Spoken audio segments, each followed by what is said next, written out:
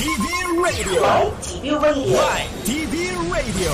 Isang minuto bago mag 8:40 ng umaga sa buong Pilipinas, ipinag-utos po ng Korte Suprema sa Timor-Leste na sumailalim si dating Negros Oriental 3rd District Representative Arnolfo Arnie Teves Jr. sa house arrest dahil sa posibleng pagtakas. Ayon sa Korte, naharap ang dating mambabatas sa patong-patong na kaso sa Pilipinas bago ang kanyang pagdating sa Timor-Leste sakay ng isang pribadong eroplano nitong Abril noong nakaraang taon.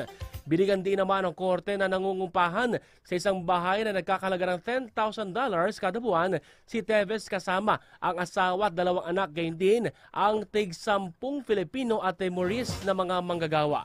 Dagdag pa po ng Korte, nagtatrabaho si Teves bilang partner sa isang construction firm na nagbibigay sa kanya ng suportang pinansyal. Kinimpirma naman ng Department of Justice, Yusek Raul Vasquez, ang pasya ng Korte na sumailalim muna ito sa house arrest. Naresto po ng Interpol ang dating mamabata sa isang golf course nitong Pebrero.